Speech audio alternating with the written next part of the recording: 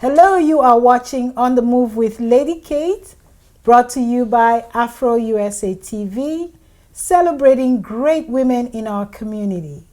I'm so honored to have with me in the studio today an amazing lady. She's a dynamic leader.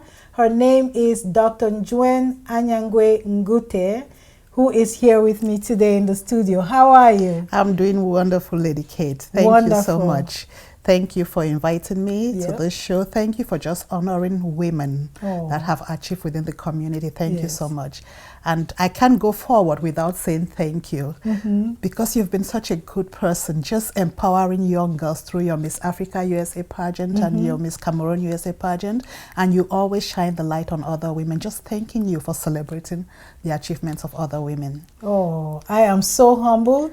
Thank you for those very kind words. And that's my passion. That's what I love to do. And I think that women are doing some great things out there, especially African women. You know, despite our challenges, we are just great. And that's why we're celebrating you as one of those women. Thank you. You're welcome. So can you give us a little bit of background about yourself? I know you are a scientist and you're also an educationist. And you grew up in Cameroon. Yes. How was that for you, growing up in Cameroon? No, growing up in Cameroon was really good for me. I can't deny that. I really enjoyed my childhood days. And sometimes I really think I miss those good days in Cameroon. But coming to the United States has really given me a better platform, I must say. I'm an educator like you said. I have over 18 years of experience teaching quite a number of courses at the university level. I started off from the University of Boya, where I taught biochemistry from 95 to 99, and then I relocated here to Wayne State University, where I've also taught nutritional biochemistry, nutrition and health and food sciences to undergraduate students, and then to Madoda University as well, teaching organic chemistry and biology, and more recently at Howard University, where I teach graduate students nutritional sciences.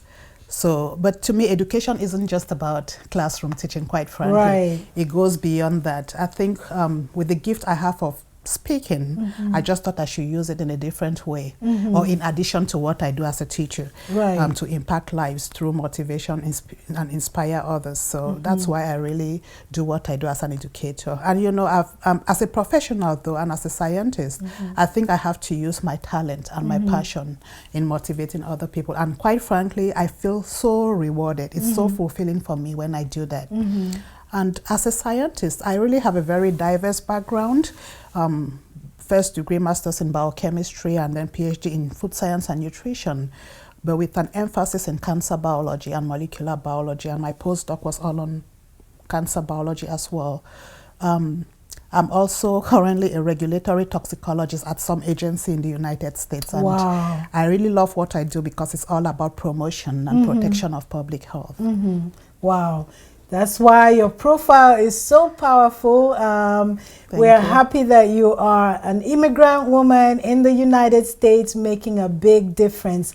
Looking back at your journey growing up in Cameroon, I know you are a graduate of Seka Baptist College, one of the best all-girls college in Cameroon. You went on to teach at the University of Boya. I remember I came back home one time and you were this young lecturer at the University of Boya. How was that for you? I really enjoyed teaching in the University of Boya. That was really my first job. After my master's degree, I went back and within 2-3 months, I started teaching at the University of Boya. It was a pretty young university at that time. I taught there from 95, and it was a full-fledged university in 1992, so it was barely 3 years old. At that time, I had my master's degree. It was quite fun teaching. I was young, and you could really mix me up with the students. And I actually had some of my classmates even in my class that I taught. Wow. It was just an exciting experience for me, and I learned a lot from that experience. Wow, that's great. And you journeyed on to the United States, and you've achieved even more because you got your doctoral degree here in the U.S., right? Yes. Yeah. So now you're moving into more bigger things and actually impacting the community even more as a motivational speaker. What made you go into that career? Yeah. Yeah. I love to teach. Yeah. Quite frankly, teaching is my passion. I really love to teach, but I thought I'd take it to another level. Yeah. You know, in life, when you've been blessed, you have to give back to other people. Throughout my journey from primary school to Seeker to University of Port Harcourt to Wayne State University, I just had a lot of people bless me. My parents, teachers, professors, and then I had a lot of scholarships, awards, you know.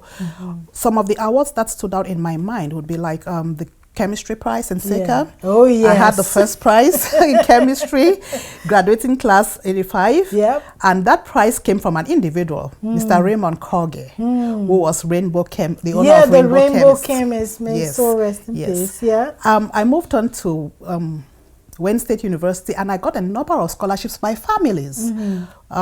University of Port Harcourt, I got the Best Graduating Female Student Prize that was given by the University of Port Harcourt Women's Association. Wow. So they invested in me. So when you see so many people invest in your life, it serves as a motivation for you to achieve more. So I think through all of that, they got me to where I am today. Yeah. So I think the reason why I'm really doing this is to empower other people, to pay back, Yeah. I'm trying to reach down and pull somebody else up. Right. Like my husband always says, you don't climb a ladder and kick the ladder. You forget where you came from. So other people don't rise. Yeah. So you have to try to bring up other people. And the only way I think I can do this is through educating people, motivating and inspiring people, sharing skill sets that they can learn to do better in life. Yeah. That's some wonderful. secrets to success as well. Yeah. Yeah, that's great. And you are very passionate about empowerment of girls. Last year, I was privileged to attend as a member of the Sacred Convention in Boston, and you were the keynote speaker. Your speech wowed everybody. Every man, woman, child in the room was just wowed. Why is girls' empowerment so important to you? You know, just like I mentioned before, I'm just somebody who has been blessed. Yeah. And I just think it's a way to give back, to pay forward. Like I said before, I've just been a recipient of just numerous award scholarships. Yeah. So to me, doing this is really trying to reach down and pull up a girl child. To pay forward. And then the second reason why I really do this is because I see, even though women, we've really achieved a lot, we've made a lot of strides. Yeah, but I think there's still some work to be done. Oh, yeah. And I think through motivating and empowering young girls, we can try to close some of the gender gap that exists. I'll share with you some statistics. I think I shared that during my keynote address. Right. So for every 9 men in senior managerial positions, we have just 1 woman. I was looking at some U.S. medical device industry survey a few weeks ago, and I see that in that industry, you have just 9% of employees are women. Wow. And then look at even in sub-Saharan Africa, you have 33 million fewer girls in lower primary school, secondary school, compared to men. So I think when I do empower all these young minds to become great scientists, to just be better people in life, I think we are going to, at some point, close the gender gap that exists. And you know, as women, we really face a lot of challenges in life: domestic violence, child trafficking, forced and early marriages. So I think when I do, in my own way, empower these young girls, some of those issues that we face will be alleviated. And another thing that we all know, that when you do empower a girl, you're empowering a future mother, you're empowering a future woman, future leaders, future generations. The and community, a whole nation, and the world is even better. Yeah, so that's why I really do what I do. And again, I would refer to a saying by Von Gogh that says, knowing is not enough. You must apply. Willing is not enough. You must do. So no matter how much knowledge I have here, I have to motivate, inspire other people, empower girls so they can also rise and shine. That's wonderful. And you're doing a great job at it. And speaking about great job, also admire very much your commitment to contribute to various charities here in the United States that are impacting communities back home. Can you share some of your involvement? You know, since I did cancer biology for my PhD, the first disease that I really got involved with was any charity organization that dealt with cancer, because of one, the knowledge that I have, and because of two, some of the relationships I had with people, family members that I saw suffer from cancer. There's a lot of suffering and pain for the patient and also for the caregiver. So even though I knew this in my head, I've had some publications, but that's not really all about life. No. How do you impact the community? So that's why I got involved with organizations that do promote cancer awareness. Okay. One of them is, of course, the Pacha Foundation. The Pacha Foundation. By Dr. Stella Pacha. Right. Shout out to Dr. Stella Pacha. So they do good work creating awareness, prevention, screening, early detection of cancer. And that's really the core of my belief. That's the way cancer should really be attacked. Right. There's a very interesting book. It's called The Emperor of All Maladies. It's really an autobiography of cancer. That book really speaks to what cancer is. Wow. So when you see an organization like the Pacha Foundation, that's the only way you can help. Wow. So I've done missions with them in terms of helping to let the community know what the Pacha Foundation is using their money for. So I've shared their missions, I've shared their accomplishments with the community during their fundraising gala. I've also supported them financially in a small way, and also I've been a moderator at one of their symposiums that they had. Wonderful. And then another foundation I support. Now you're talking about Cameroon-owned foundations. I wouldn't go too much into the American Cancer Society because that's where I really started from. You're also a member of that. Yeah, I'm a certified health promotion instructor with the American Cancer Society. Even though I went to it more through the faith-based program. Right. So I go to churches and speak during annual health fair. Okay. Yeah, about cancer awareness. But I'll go back to the Cameroon-owned charities. The other charity I support is the Atanga Kidney Foundation, owned by Mrs. Rosemary Atanga. Shout out to Miss Rosemary Atanga. So I supported that organization because it really spoke to my heart. My dad died from kidney disease.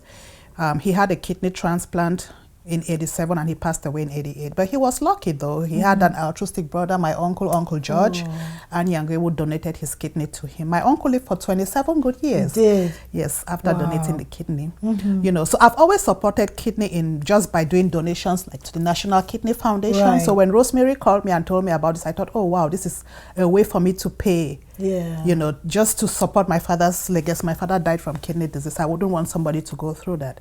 So it's an organization that does provide dialysis supplies to patients. It also does continuous education to dialysis technicians.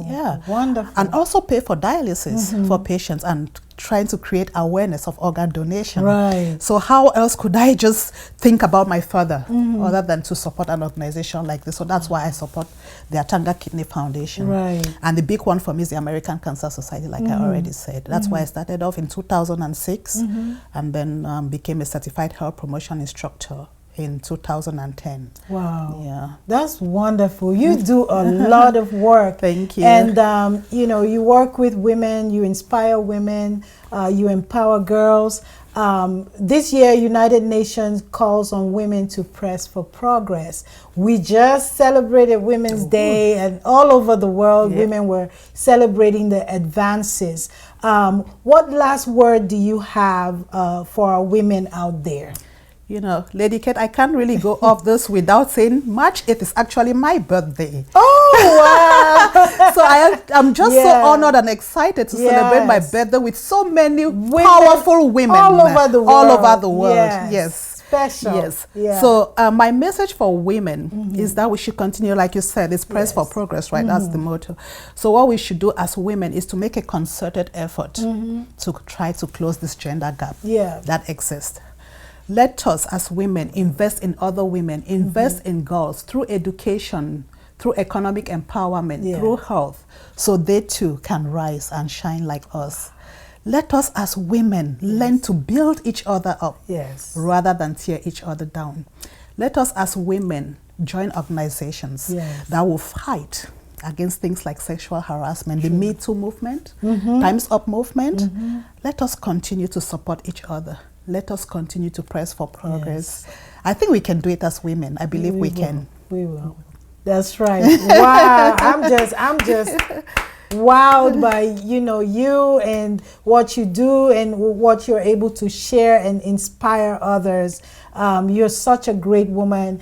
That's why we honor you. Thank you. I'm very proud. You're not only Cameroonian, you're a sister. Yes. So we really appreciate you. May God continue to bless you in everything that you do that will be successful and impact the world. So thank you for coming to the show once more. And keep watching. We are bringing you more great women. Stay tuned.